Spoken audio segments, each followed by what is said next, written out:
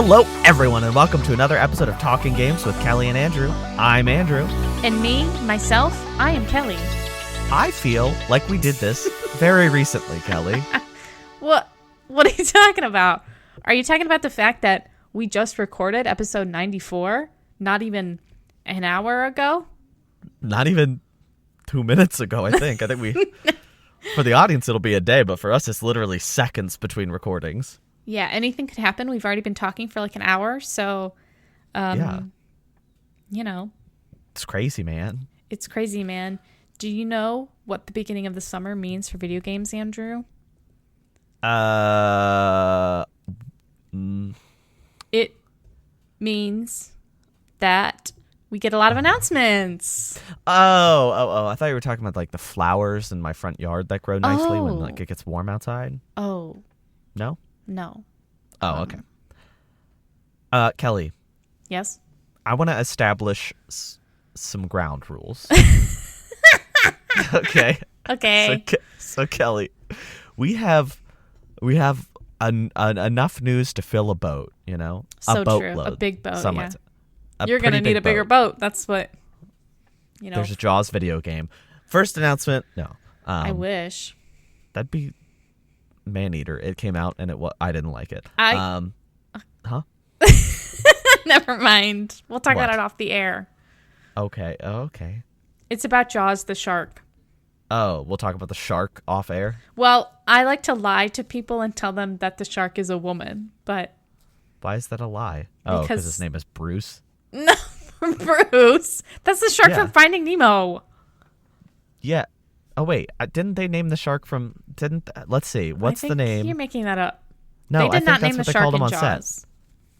set. On set. Oh, well, that's like behind the scenes stuff. Yeah, they called him Bruce. That's which not is, I'm assuming, what he was inspired by. That's not layman's knowledge. Well, it is now, because all the laymen's are listening. You guys are laymen's. All right, set your Bunch ground of rules, laymen's. Andrew. Oh, yeah, the ground rules. So we have a lot of news. We have a boatload of news and no Jaws to attack our boat. I don't want to spend too long on anything, so let's have a code word when we are either done talking or have nothing to say about an announcement. Okay? Okay. So we're gonna use this throughout the episode, Kellie. This is not scripted. Kellie did not know I was gonna ask this. What's our word, Kellie? And we have to say this several times today, like probably 50 times today. So make sure it's a good one. What about Bruce? Bruce. That's great. Okay, so when we are done or have nothing to say about one of these games, we say Bruce, so we know that the other's ready to move on. Okay. Okay, so be ready, audience. That works for me, Bruce. To hear Bruce 50 times today. Well, 100, because we both have to say it. Yeah. I guess, no, we don't. Well, it doesn't matter. Maybe, I don't know, count. Audience, that's the game. Audience, count. Anything could happen. Count how many Bruces there are, and then don't tell us, because we don't care. It's purely for your personal enjoyment. And then write somewhere on your wall in, like, lipstick or blood.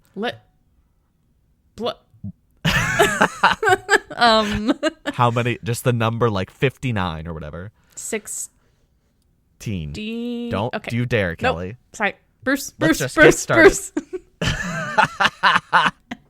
Summer Game Fest happened, or as we like to call it, Summer Games Fest, because that's better. Kellie and I watched it together in person, as well as friend of the show Cameron. It was the Jeffies. It was a couple hours of Jeff on stage talking about video games, doing some reveals, bringing on some developers, doing his thing. There was a lot of fluff. We cut out a lot of the fluff. We're not going to talk about live service games or mobile games, unless one of these games come to mobile, but that's unrelated. We're going to be talking primarily about the games that we have maybe something to say about. Shall we begin? Let us away.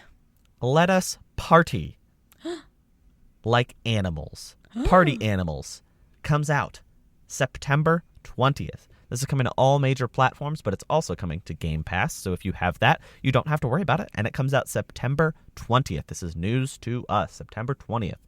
I'm excited. I've wanted to play this game for a long time. It looks like Gang Beasts, but cuter and prettier. And I think that's a very good idea. I love any game where you can play a little guy. So I am also excited. Do you want to play this game together? Sure.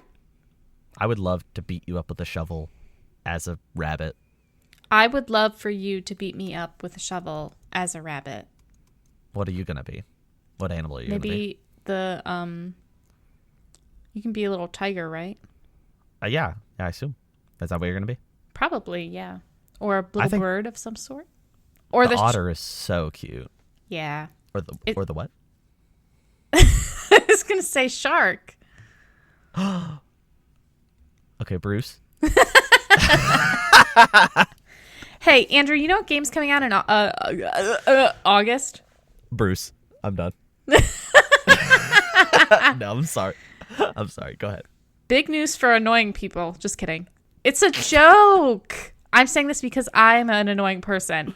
Baldur's Gate 3 showed off a little trailer where they introduced a new villain played by Draco Malfoy's father, Jason Isaacs, who's been in other stuff, but you probably know him as Lucius Malfoy. Nerd. Just kidding. It's a joke. You're not a nerd, because I knew that too. Well, I'm a nerd. Yeah, I was going to say, Kelly, you're kind of calling yourself out, I think. Anyway, we got a quick little trailer with a little bit of behind-the-scenes stuff showing Jason Isaacs, but mostly his character in the game and also a little bit of Baldur's Gate, the city, which is obviously an important part of the game, Baldur's Gate 3. Yeah. So we saw a little bit that we hadn't seen yet before. More about this game was shown off at PC Game Show. Basically just more of the city. I did not watch because I don't want to spoil myself. I want Baldur's Gate, the city. This is getting very confusing. I want the city to be a surprise to me when I first play the game. August 21st. I will say, I thought this was an odd trailer to put. This is probably the last big show it'll be in before it comes out. So I thought this was a little odd instead of just having like a crazy cool gameplay showcase. But I still thought it was neat, and I'm curious to see how it turns out. Yeah, I think they're in a kind of a unique position because their game has been in early access for like literally 3 years. So people kind of already have a good feel for the gameplay. They wanted to show something that people wouldn't know at all. But I agree, it was a little bit weird. It felt like maybe it was a little too overhyped. Like, no offense to Jason Isaacs. He's a great actor. I just wasn't like jumping out of my seat like I was when I saw Keanu, which we'll talk about later. Bruce. Okay, Bruce away. Lies of P, a Soulsborne-inspired game starring Pinocchio, who looks like Timothée Chalamet, finally got a release date of September 19th. It came with a gorgeous trailer and the surprise announcement that a demo is available immediately. Before I talk about the demo, because I played it, Kelly, what'd you think of the trailer? I thought it was cool. I mean, I think this game looks pretty neat. To me, I'm a bloodborner. I'm a blood baby borner. Nope, sorry. I think we should just drop that thread. I'm a Souls fan. This is a Souls-like game, it seems to be, with a little bit of a tinge of Bloodborne, more than the Dark Souls series. I don't know how to talk anymore. It feels more like Bloodborne. You're correct. It does. So I was excited when I saw this trailer. I thought it looked really neat. I have not played the demo. We talked about this in the last episode. I'm not a big demo person, but I am excited to see the actual game come out, and maybe I'll play it. It's on Game Pass. Game Pass, day one. I played the demo. I played about an hour and a half of it. I didn't finish it because I started getting a little frustrated at the end, because this game is a Bloodborne spiritual successor in a sense. They're clearly heavily inspired by Bloodborne specifically. But it also has some of the... It's really great. It's beautiful to look at. The gameplay is very tight. There is no lack of polish here. But there's also some quality of life stuff, like the fact that when you die, you usually have to take a decent hike back to the boss. And that's just something that has always irked me about those games, that Elden Ring really polished out completely. So that was a huge negative for me, even though I was having a lot of fun. The first boss was very easy. It only took 2 tries, and I was like, wow, I'm really good at this game. It has some interesting parry mechanics, so it's like this game kind of encourages you to guard more than dodge. The dodge is a little iffy, not super reliable, and doesn't have the best invincibility. And then when you guard, you do take damage, but you can recover that damage if you attack quickly enough after. Bloodborne has a very similar mechanic, right? Where if you get attacked, you can recover health if you're quick. Yes. Yep. But this one, if you get hit without blocking, you just take the damage. There's no getting that back. But if you block, it's like partial damage that you can get back. Either way, I thought it was a really interesting thing, but I'm very aggressive when I'm playing a game like this. I love the roll. I love dodge rolling into the boss directly through their attack to the best of my ability. So not really having that ability is kind of a weird twist for me, and I don't think I'll probably play this game anymore. I think it's beautiful, and I was thematically really excited for it, but because it kind of leans more into the traditional like 2010-ish Souls gameplay with a couple of quality of life improvements, I'm less interested. It does have recovering health items, which is huge. The reason I don't play Bloodborne or Demon Souls more is because those games, you have limited health items and you can run out, whereas the other Souls games, it recovers between lives, Yeah. But I'm excited to see how the game's received. If it's received extremely well, like exceptionally well, I'll probably return to it. And it being on Game Pass makes it a lot less of a strain on me to give it a try. Yeah. Well, are you going to try Pal World? A Pokemon-esque game? But guess what? Guess what, Andrew? I'm waiting. Guess what? Yeah?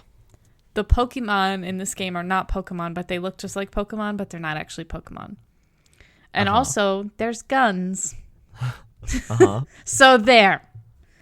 When we watched this trailer together, we kept pointing out how much the not Pokemon look just like Pokemon.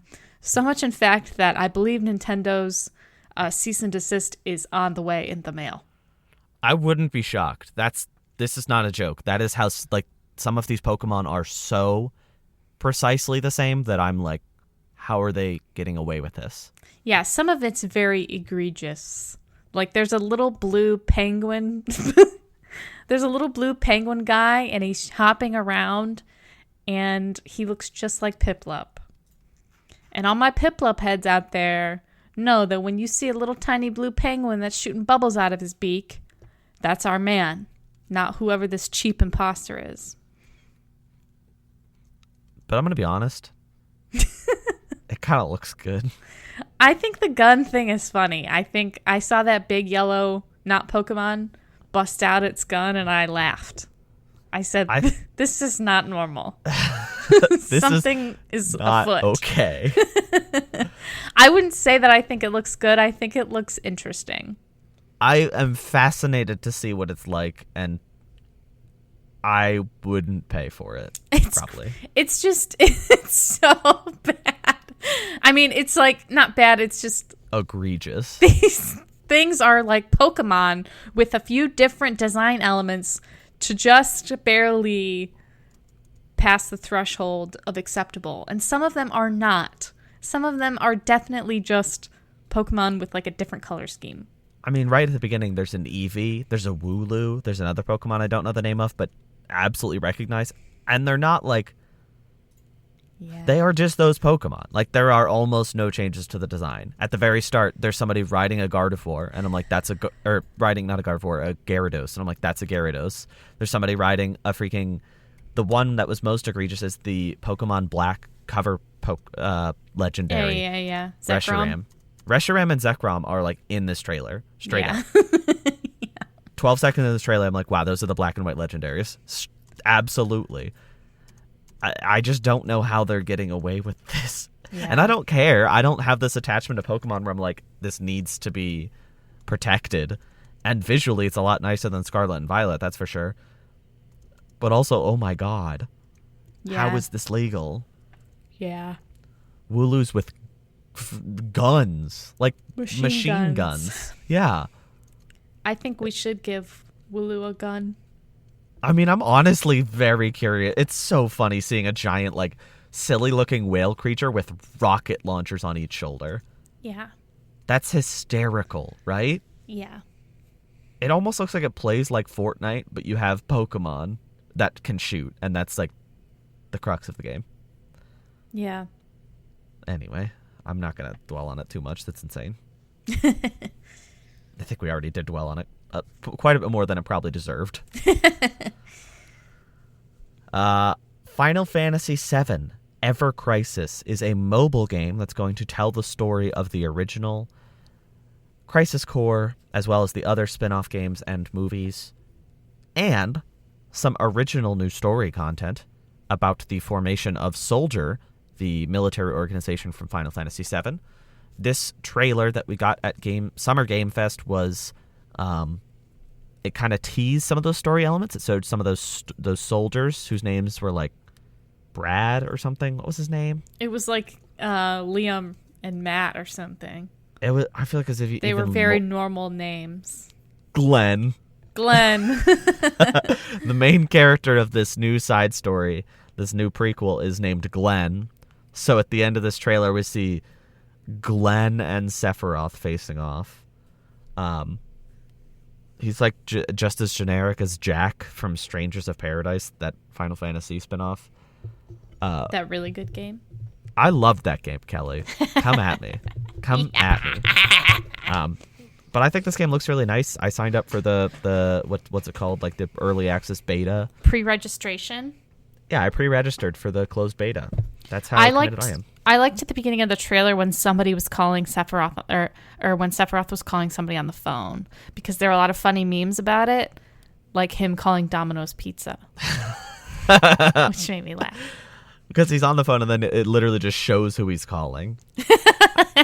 And this is a great opportunity. Also, his phone's at 99%. Sephiroth, that's not real. He's just kind of a silly guy if you think about it, really. If you think about Sephiroth, really. The other silly thing is that I'm excited for this game, and I probably shouldn't be because it's going to be a gacha mobile game. But I'm really committed to the Final Fantasy VII lore, and I would love to play this new prequel story featuring Glenn. You know what game doesn't have Glenn in it? Sonic. It should. Glenn should be in every game. Watch Glenn be just like an awful character, just like the worst man alive. Yeah, he might be. Who knows? We got a trailer from Sega for Sonic Superstars, which is a side-scrolling classic Sonic adventure, but not a remake. No. It's just a new 2D Sonic game. 2D Sonic game. Not from the Mania team, just to be clear. Not from the Mania team. It's from the Sonic Boom team. Sorry, I had to do it. You can play as Sonic or Knuckles or Tails, or in a win for feminism, Amy. And maybe Shadow. Just kidding. It's a joke. I just made that up. He's not in the trailer. There's new stuff that you can do. You can turn into a squid. I made that up. That's not made up. You can literally turn into a squid. Why would you say it's made up? The audience can't see what you're seeing. Because I just when I said you can turn into a squid, it sounded a little bit too much like Splatoon. Yeah, but you can't turn into a kid. Except Tails. Actually, I think the whole cast is like children because they're small and have like classic designs. Yeah. Anyway, this game is coming out in the fall. That's all we got. Fall of this year. So, big win for fans of Sonic who don't like Sonic Mania. I don't think there's any 2D Sonic fans who didn't like Mania. Yeah. So the direction is a little confusing, and I don't know, weary, but also I'm not a diehard Sonic fan, so it's not going to like affect me. But right. I am weary for like the Sonic fans. This seems like an odd move, right? Right. It does.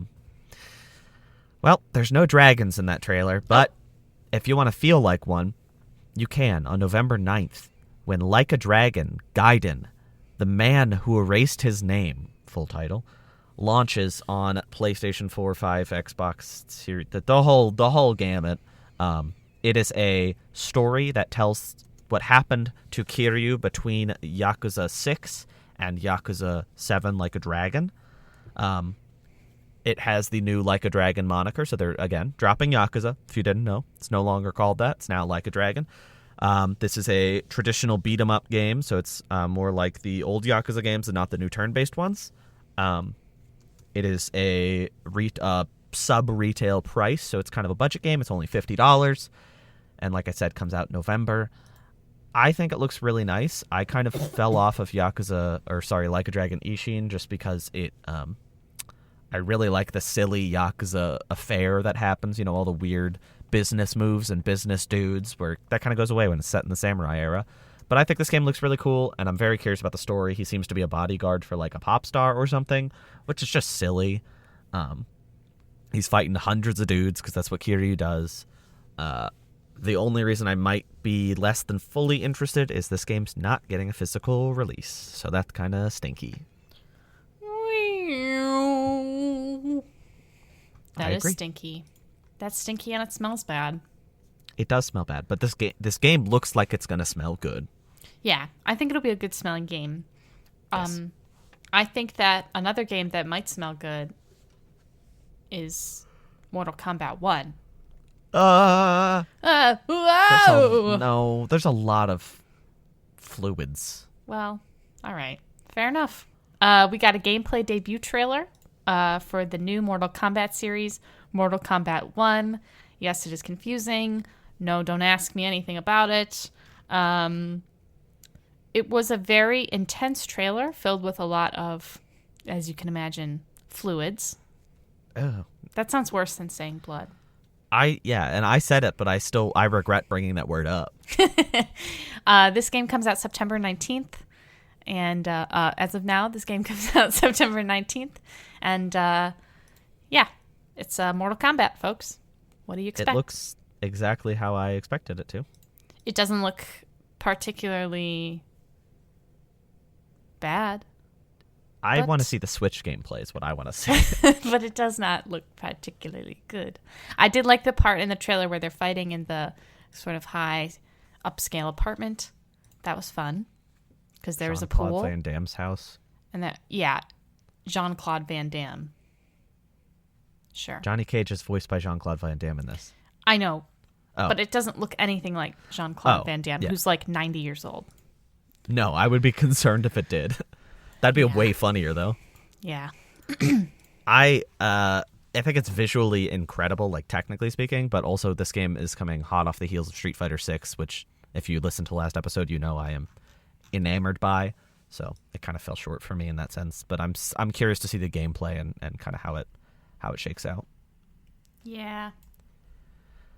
Well, we'll find out in time. Oh. Prince of Persia: The Lost Crown got revealed. This is a new 2D side-scrolling game. It is a Prince of Persia story. So you're playing as this dude, I'm assuming the Prince of Persia, doing tons of combat and platforming. I think it looks really, really good, actually. When it was announced, I was like, this is bad, because the Prince of Persia remake is just, it's stuck in the abyss. It's not coming out. And now they're releasing this new game, and it comes out, surprise, I was about to say June 12th, but that's when it was revealed. Comes out January 18th. Available on all major platforms, including Switch. Again, I think it looks really good. I think it's really visually cool, but it's just the fact that it's coming off the tail of this other remake in the series hanging out in development hell that feels kind of crappy. Yeah. I also feel like I just can't I don't know. I can't imagine watching this trailer and being like, I'm so excited for this game. I can't wait for January 19th, 2024 until I can play it. I just feel like it doesn't inspire a lot of excitement. No. I'm curious to see how it, it strikes me as, a great 75, And that's good, and, the developers, that's fine, but, a game like this is not going to pull me in because it's not going to do anything that interesting, I'd assume. But maybe I'm wrong. Maybe I'm, calling the horse before the carriage is in the cow. Okay. Maybe you are definitely doing that. But I couldn't say because I literally don't know what you just said. I couldn't repeat it because I forget what I said. Hey, something really fun and silly and exciting happened at the Summer Game Fest show where they announced the Spider-Man 2 release date, which was funny because we saw the Spider-Man 2 gameplay footage like a week ago. Well, a week from Last Summer Game episode, Fest. Yeah. And they didn't show the release date. And that was at the PlayStation event. Okay. But they announced that the Spider-Man 2 sequel, the Spider-Man sequel, Spider-Man 2, sorry, comes out October 20th this year, which is an important day for me because I'll get to play Spider-Man 2. Tee. You will not play it. Tee. Do you want to explain why you won't play it? No. Just kidding. I'm getting married that day. Wow. Da, na, na, na, na, That's not the wedding song. Oh, sorry. How's it go? I was trying to think of the president song. I was trying to think of the president song. What's that? And you know, while I'm getting married, I'll be thinking about Spider-Man. I'll be thinking about Venom. Please think about your wedding. You're like, wow, I want to hear Yuri Lowenthal talk. You should know that always in the back of my mind during any event, I am thinking about Spider-Man in some way, shape, or form. That's interesting. I have a lot of feelings for Spider-Man. Okay. In a normal way. Okay. I have some normal feelings too, Kelly. I don't think that's true. Wow. Especially in regards to what we're about to talk about. Final Fantasy's having a big, gosh darn week. Final Fantasy VII Rebirth got a big, huge, massive trailer. It was the show ender for Summer Game Fest. I would not have put money on seeing this. Genuinely, I was taken aback. I was shocked. There was a bit where they showed Final Fantasy VII Ever Crisis about halfway through the show, and Jeff said, "Speaking of Final Fantasy," and the crowd went, and then he said, "DoorDash has got your back." And everybody, it was the funniest thing I've ever seen, because I was like, wow, they really made us seem like they were going to have a Rebirth trailer. Yeah. And then an hour later, they did. An hour later. It showcased the new, presumably at least semi-open world. It showcased some really crazy story mechanics with some weird alternate timeline stuff. The graphics look... That's a chef's kiss. Beautiful. They look incredible. I am pumped for this game. It appears that they have new gameplay mechanics, like the tag team stuff that they had in the DLC seems to be implemented more fully. You see Red 13 being played as. There's a part where 3 characters are being played as, and Barrett is visible in the background shooting, which means even if you have your party full of 3 characters, the other characters are still hanging out, which I think is a really good thing, and I'm very excited about that, because I don't want to have to sacrifice anybody. Woo! But I think this trailer is just, oh my gosh, stunning. And I am over the moon to play this game. Oh, I missed the big part. It's coming out, quote unquote, early 2024. Whatever that means. It means I didn't expect that to happen. It means January, February, March, April, January, February. I feel like it's going to be February. Just That'd my thought. Profoundly good. Just I really hope you're right. Just my thoughts. Just my silly little thoughts. I was over the moon about this trailer. I was like jumping up and down, so excited, while Kelly sulked on the couch. I don't want to talk about it. I don't want to. Let me just explain to you guys what happened, okay? So Jeff is like, we have one more thing to show you. It's from a beloved RPG. It's from a beloved studio that's known for its deep characters and history of RPGs. They've been in the industry a long time. And I was like, oh my God, you guys, it's Dragon Age. I didn't say that because I knew it. Like, a part of me knew, a part of me knew it wasn't Dragon Age. I knew it in my bones, in my skull and in my bones. Sorry. No, that's later. I know. Sorry. But it was Final Fantasy, which was very exciting as well. But it was heartbreaking also in that moment. It was the best ender for me, and it's not the worst ender for you so much as it could have been so much more. Yeah, it was quite sad. But you know what? That's okay. That's all right. Everything happens. Everything will fall into place. Everything will be fine. Well, something leaked right after that did make up for it, but we'll talk about that. Unlike Xbox, we'll talk about that when we are supposed to. Right. But Kelly, there was another show yesterday that happened, a little smaller, done by Ubisoft. Oh, yes. Shall we get that one out of the way? Let's away. There's going to be a new Star Wars game called Star Wars Outlaws. It is a story-based single-player game coming out in 2024. You play as an outlaw. Sorry. What was that? You're so proud. It was just funny when I said it. Anyway, there is K-Vess. Yeah. And she has a droid friend named ND. Streets are saying they think he's a handsome droid. I couldn't tell you who sold that to me because it wasn't me. I didn't say that because I don't. Nobody said it to you. It just happened. I wouldn't. He's a robot. He's not a person. Okay, so it's not me saying that. He has okay? bare midriff, Kelly. Yeah. You put clothes on a droid and it changes. There's just something about him. Anyway, this game is coming out in 2024. We got some gameplay. We got a cinematic trailer.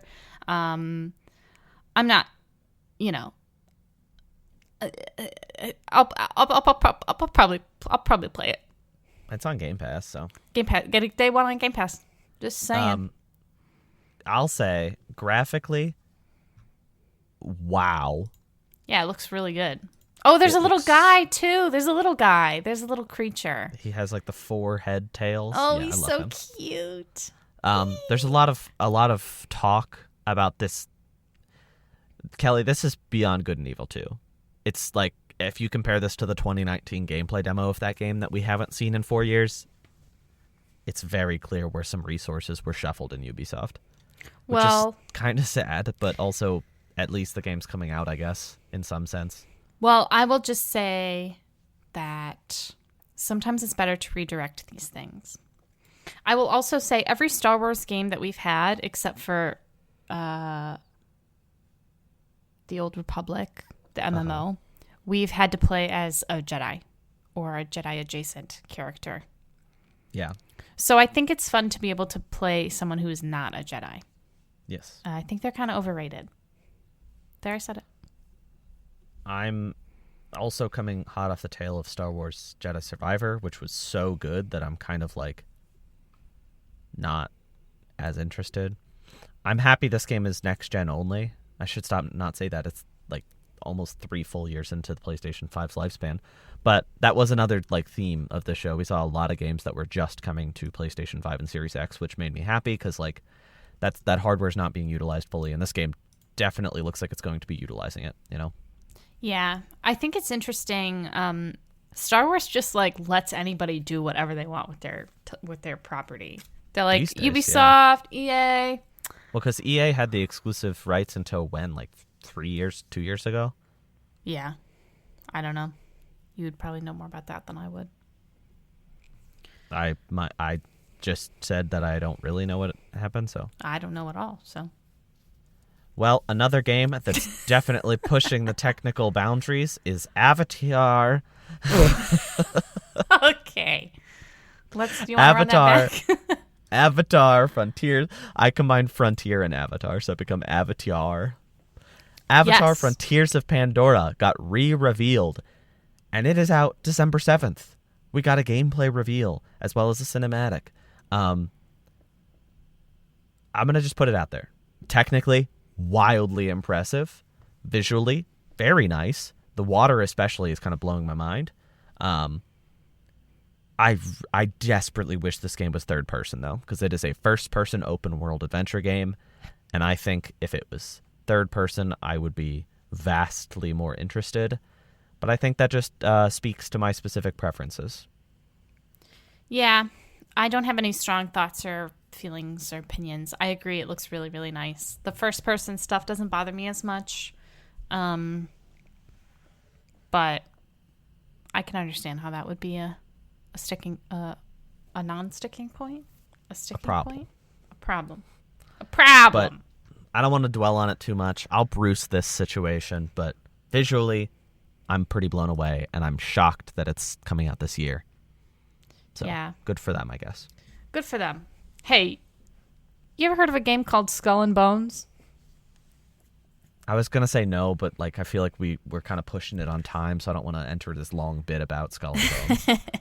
Okay, well, the truth is that we didn't really see anything about Skull and Bones except for a music video, a pirate music video. Well, it's featuring the home free guys, Kelly. Right.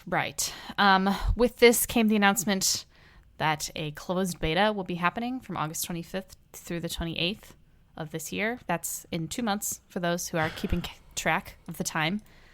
This game is supposed to come out this year.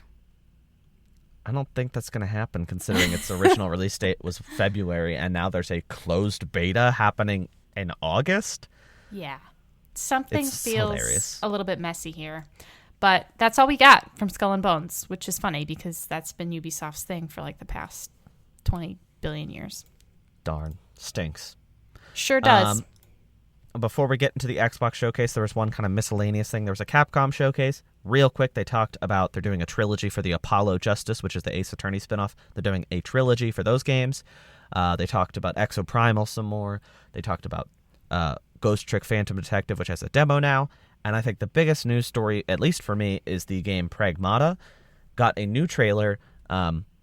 They sadly have delayed the game again, so it's not coming out this year now. It's actually without release window now. They straight up crossed it out and ended with an apology. But they showed gameplay for the first time, because we had only seen cinematic. And the gameplay looks kind of nutty. It's only 10 seconds, so you don't get a full idea. But there's clearly a lot of confidence behind this new IP, and I think this space adventure with this little girl seems really interesting. I'm excited to see more of this game, and you know what? Take all the time you need. I do think they prematurely revealed it, because this was at the 2021 PlayStation... No, I think this is at the 2020 PlayStation Showcase. It's been years. I don't think we needed to know this game existed until it's pretty close to release.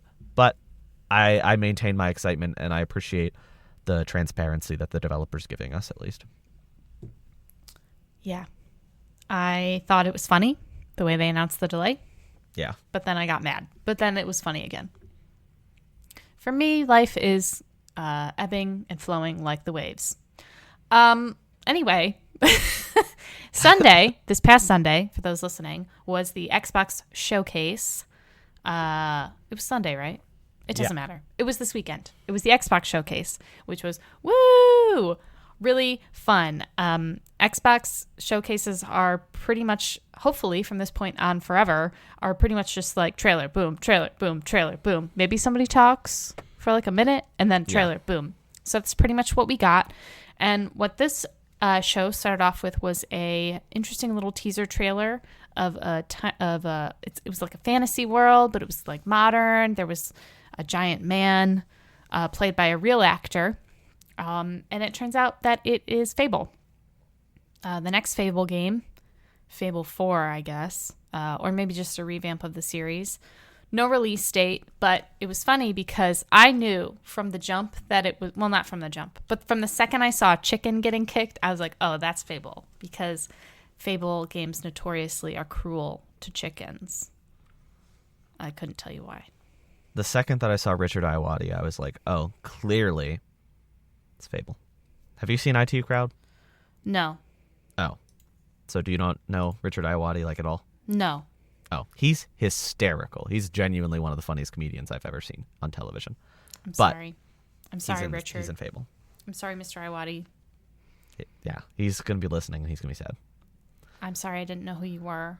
I recognized his face. Mug. Yeah.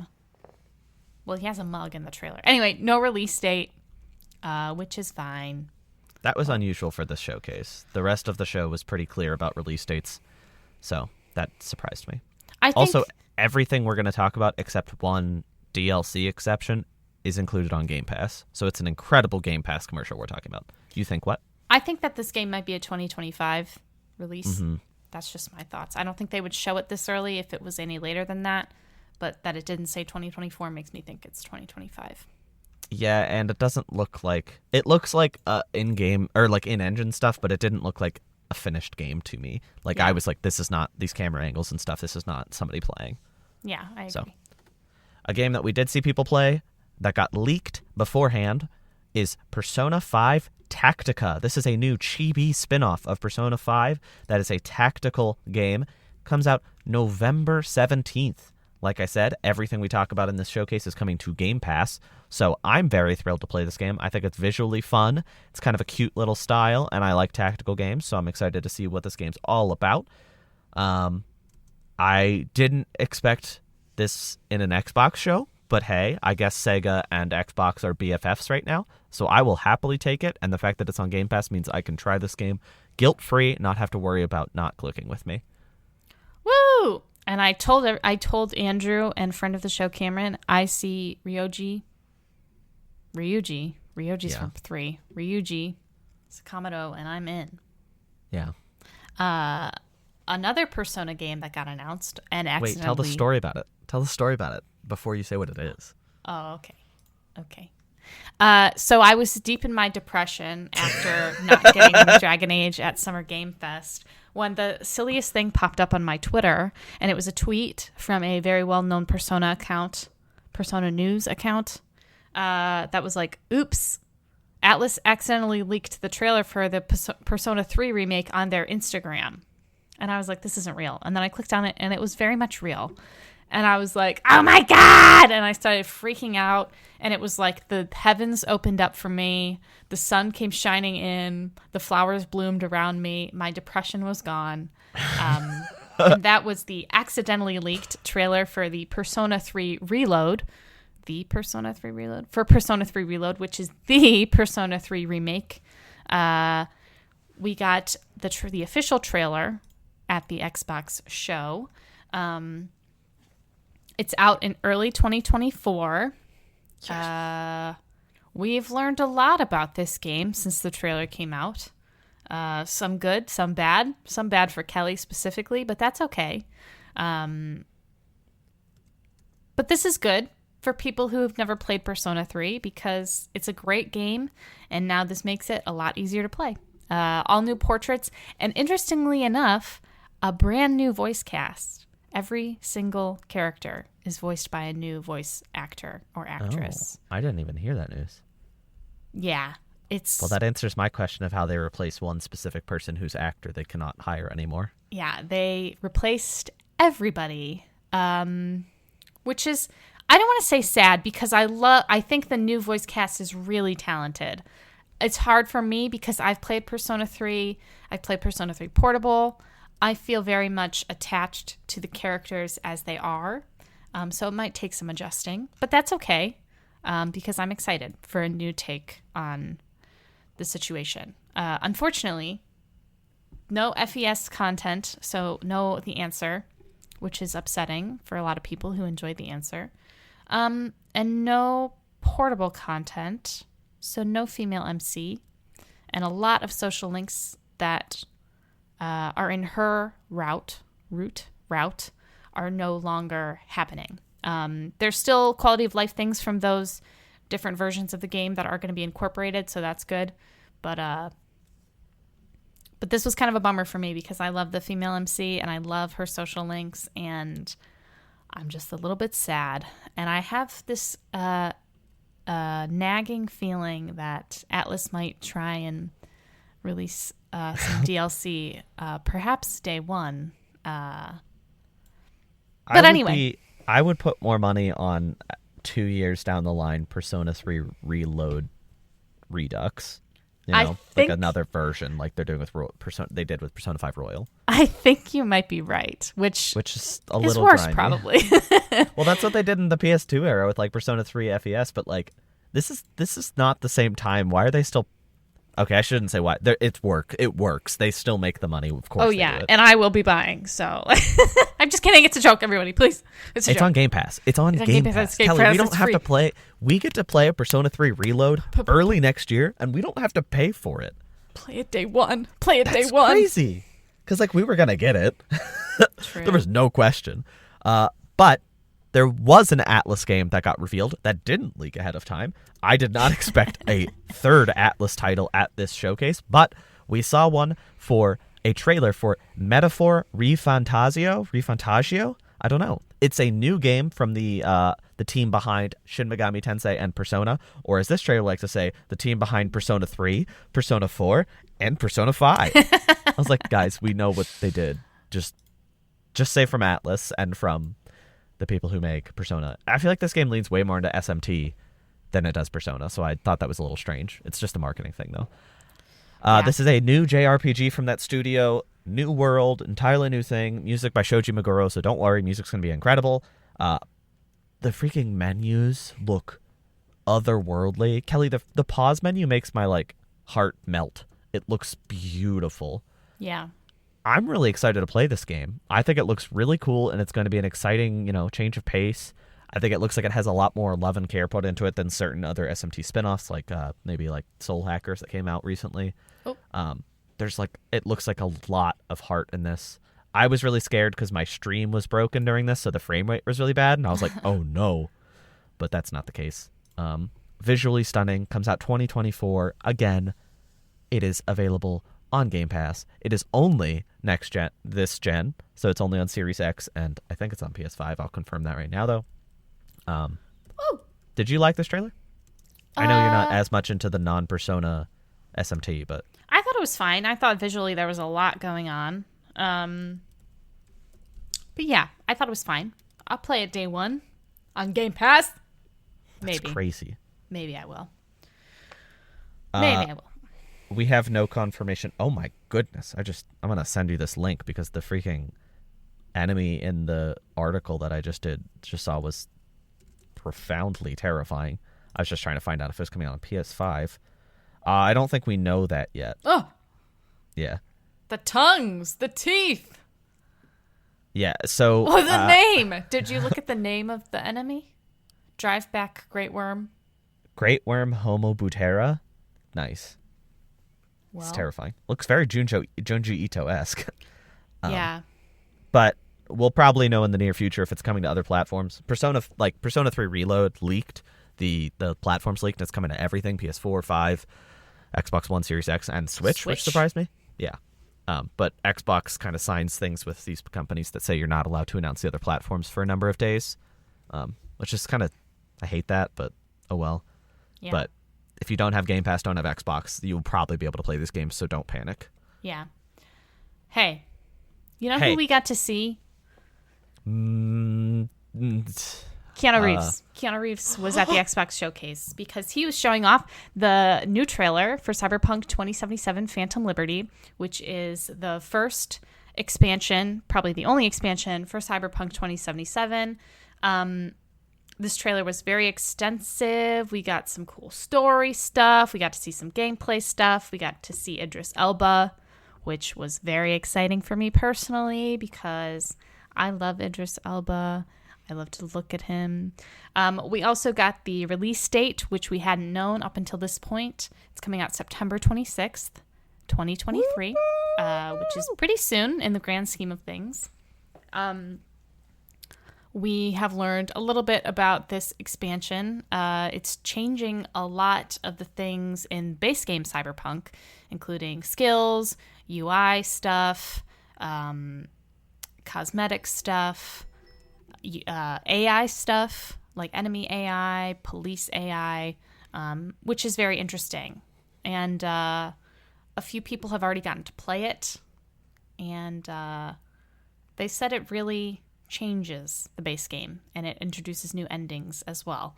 So I'm very excited for this as a tried and true Cyberpunk super fan, which is probably the most embarrassing thing about me. Just kidding. There's things that are way more embarrassing about me. I'm so excited for this. My August, September, October is absolutely stacked with games, so this is going to be a little bit rough for me. But that's okay. I mean, it's a sequel. Let's be honest here. It's just a sequel, but like slightly pared back. Yeah. I'm excited to get back into Night City. I think it's a very interesting locale and setting. I am really excited for the story stuff. I loved the story of Cyberpunk 2077. So, big day for Kelly, personally. I'm excited to play it as well, which I didn't know if I was going to get back into it, but hearing all the incredible reception, I will. So, also, it's only $30, so it's like a new game for $30 almost. Got a little quick one here. I loved Spiritfarer last year when I played it. The team behind that, not Spirit Lotus. What are they called? Thunder Lotus. Sorry, I brain farted there a little bit. They're making a new 33-player co-op game. It's a isometric action game with a beautiful art style. It's coming out to Xbox Series X in 2024. Also Game Pass, of course. I think it looks really nice and beautiful. Because it's on Game Pass, I'm very interested to try it, even if it is a huge departure from what I loved about Spiritfarer. Woo! I thought the 33 co-op thing was absolutely nuts. That's hilarious. I love that. Yeah. Another game that we have been hearing tinklings about for a long time. Do you like my use of the word tinklings? No. Avowed from Obsidian got a trailer, a full trailer, which was exciting. No actual release date. We just got that coveted 2024. I think we saw a little bit of gameplay, which was nice. The guy talking to you in the trailer kind of looks like a Navi from Avatar. Speaking of Avatar. Sorry. 2024, play day one. Day one with Game Pass. I think it looks real good. Like, I'm impressed by how the art style. I think it looks fine. I'm not playing an Obsidian game for the way that it looks. Oh, sorry. When I said looks, I didn't mean graphically. Just meant like fun wise. What is on display here is very impressive to me. Yes. I think that there's a clear vision here. Yes. And they confirmed today, a little bit ago, that it is a series of connected open zones. So very similar in structure to Outer Worlds, which I think kind of allows them to not get bogged down by scale and focus more on like catered content and stuff. And I think this game could be something really special. I think Obsidian is really thriving with Xbox, and they could make something really cool here. Yes. So I'm thrilled that it's coming next year. Next year is crazy. Next year is nuts right now. And I'm sure a hefty chunk of these things will get delayed. But, like, it's the same thing as when we were looking at 2023. It was like this list of games is so insane that if half of it gets delayed, it wouldn't even be a big deal. Right. And 2023 is off to a crazy start. So it's like just the early 2024 stuff. Like Final Fantasy VII Rebirth and Persona 3 Reload are both early 2024. That's crazy. As well as another game that we'll talk about in a minute. Yeah. But another 2024 title finally getting a release date is Senua's Saga Hellblade 2. We've known about this game forever. This game got announced before we even had the Series X with a crazy tech demo, and I feel like we see this game every year or so with just insane tech demo feel. And that's this trailer was similar, but it ended with a release date. So I guess it's no longer just a tech demo. I wouldn't be shocked if this one was pushed to 25 because like there's so much ambition technically behind this game. But I liked the first game well enough, and it's on Game Pass, so, you know, I'll give it a try when it comes time. Day one, play it with Game Pass. We heard that a lot. I felt very stressed out watching this trailer because the audio was stressing me out. Yeah. Because it's a lot Schizophrenia. of different voices. Yeah. We got a trailer for a brand spanking new game. It's not BioShock, folks. It's called Clockwork Revolution. It is an RPG. It's like I don't want to say steampunk. It's kind of steampunk, but it's steampunky. It's all about like going back in time and changing things, going forward in time, you know, all that good stuff. Nothing as far as a release date. It was kind of cheeky. They said coming in due time because it's a game about time. Isn't that funny, Andrew? I think it's hysterical, Kelly. Did you chuckle? I don't think I did. We were in this. No, we were in the same room, Did but we you were texting chortle? each other.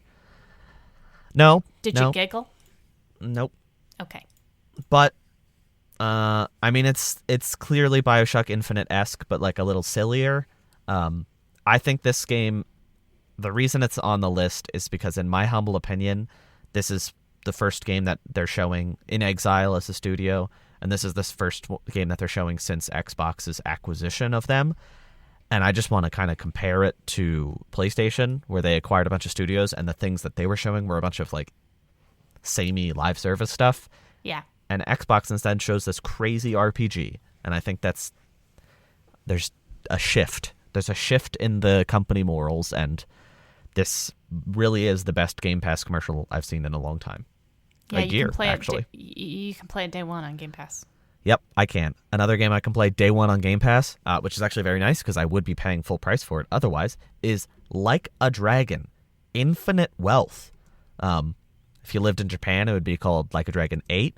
But here in America, nope, it's Infinite Wealth. And this trailer is a teaser for the fact that it will be taking place, at least partially, in Hawaii. And it starts with the main character walking around naked on the beach.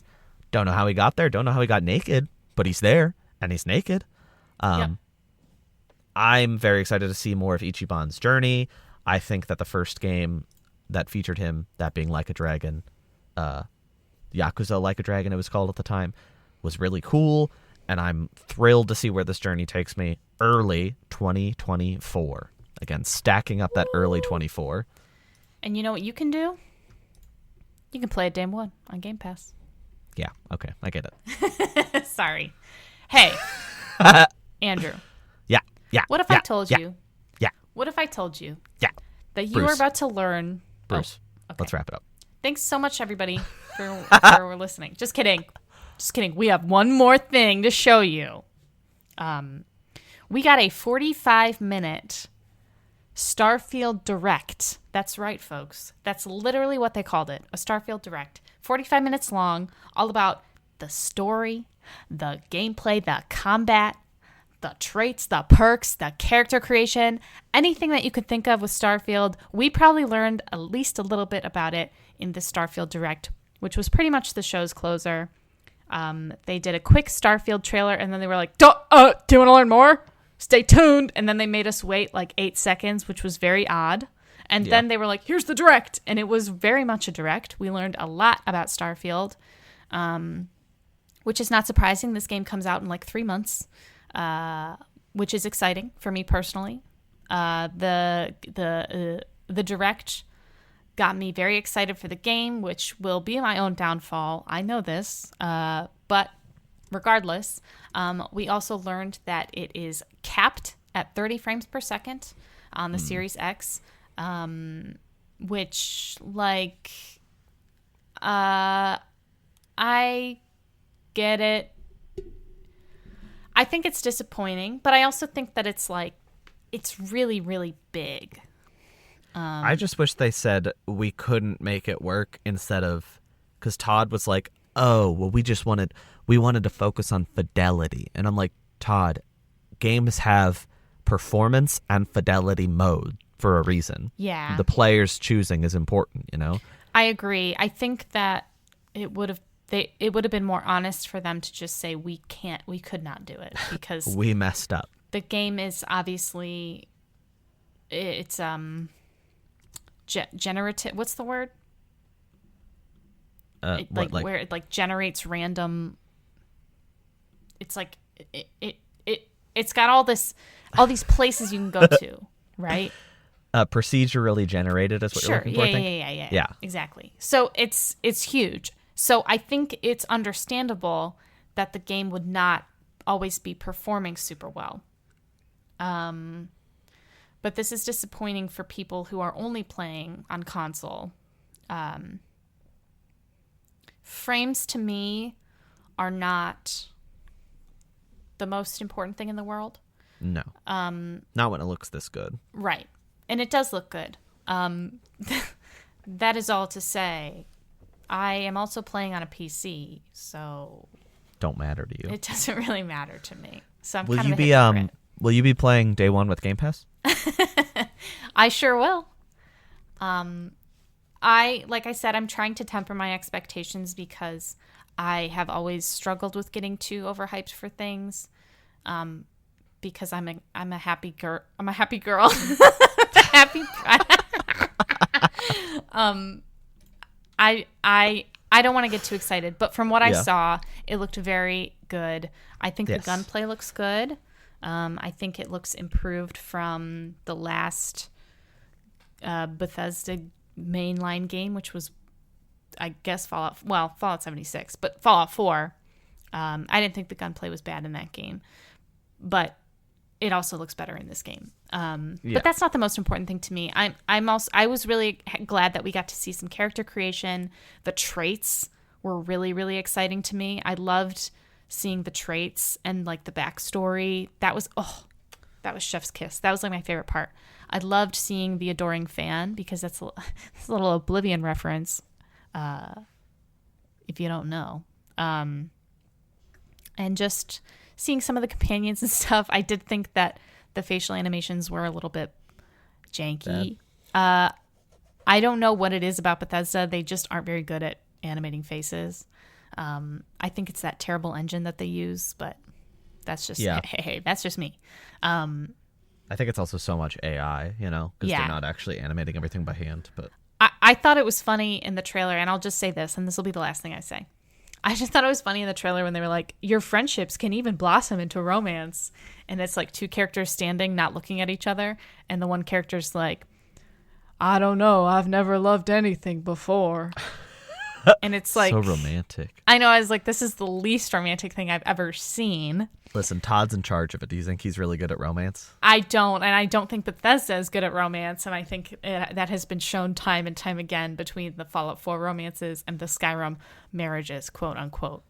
But anyway, I'm excited for this. I am trying to temper my expectations. I don't know if I can because it's huge.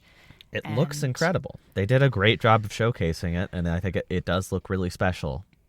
Yeah. I think I'm successfully tempering more than you. I'm holding my excitement for the previews, like once people have played it, because right now nobody's played it. Right. There was a lot of press that played so many of these games we talked about, and they're all like, oh, it's great and it's fun and all this stuff. But this, nobody's touched yet.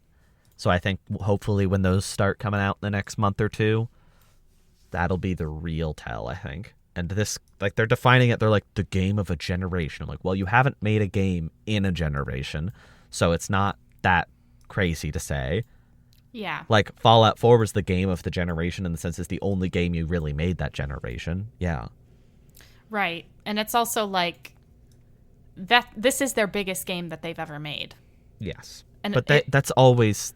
And that's every always game's bigger. Exactly. And that's how Fallout 4 was, and that's how Skyrim was, and that's how, Fallout 3 was. These games are the biggest game they've ever made, and they will continue to be the biggest game. And whatever comes after Starfield will probably be the biggest game they've ever made, and it'll probably be Elder Scrolls 6, but whatever. On PlayStation 6 and on the next PlayStation Xbox. 7. Yes. Just kidding. But I just think the way that they market is very 2012. And the game looks so good that I don't mind that, but I still have weariness. And, like, this game will be buggy, come on. Yeah. But the question is it buggy like, oh, it's kind of silly sometimes? Or is it buggy like, oh, this is Cyberpunk and it doesn't function enough to be enjoyable for some people? Right. So we'll find out shortly. I mean, I would hope the reviews are not far away and the game is only a couple months away. And, Kelly and I will be playing it day one with Game Pass. Oh, in case you didn't know, you can play it day one with Game Pass. Happy Pride. Again, we said that yesterday. That was actually very much an accident. That was not intentional. Well, it was a Freudian slip. Kelly, did you enjoy the summer gaming events that we had, barring the awful PlayStation showcase? I enjoyed Xbox a lot. I enjoyed Summer Game Fest a little bit less, but still quite a bit. And it was a worse show with almost as much quality, I think. Yeah. If it had been a trailer show, it would have been crazy good. Yeah. And the PlayStation event was terrible, but looking forward to next year. Sure, yeah. It's going to be, it's 2024 is going to be absolutely nuts. Because 2023, like part of me, when we were talking about it, it was like me, you, and Cameron were like, wow, there's not a lot of 2023. And it's like, oh, 2023 is still pretty stacked already. Like, yeah. We don't need new 2023 games. Right. Consider what's happening. I mean, what has already happened. We already got a new Zelda game. And we've got Starfield, which is probably going to be really big. And Final Fantasy 16 is a couple days away. Exactly. So 2023 is definitely a big year too. It's just this push. It's everything got pushed from 2020 to 2021 to 2022 to 2023. It's like a domino effect. Right. I feel like 2022 ended up taking the biggest hit of all as far as like gaming quality, and now 2023 and beyond is just like, okay. Elden Ring came out in 2022, so yeah, I think I guess maybe 21 and 22 were both odd years of game, you know, and like Elden Ring was definitely the standout. But like my game of the year things, my second game was Vampire Survivors. It's like, that's weird. That's a really strange like thing to be above so many other massive games. But like either way, I think 2023 is shaping up to be incredible, and then 2024 looks packed. Even if even a bunch of it gets delayed, so that's still a busy year. Yeah. So I'm excited to see that droid in Star Wars Outlaws. Okay, I think it's anyway. Time. Thanks for listening, Bruce, everybody. Bruce, chomp chomp, Bruce. We will see you next week for our regularly scheduled programming. Can you tell we've been talking for like 2 hours at this point? Thanks so much for listening, everybody. I hope you have a wonderful week, day, year, month, Bruce, hour. Bye, Bruce.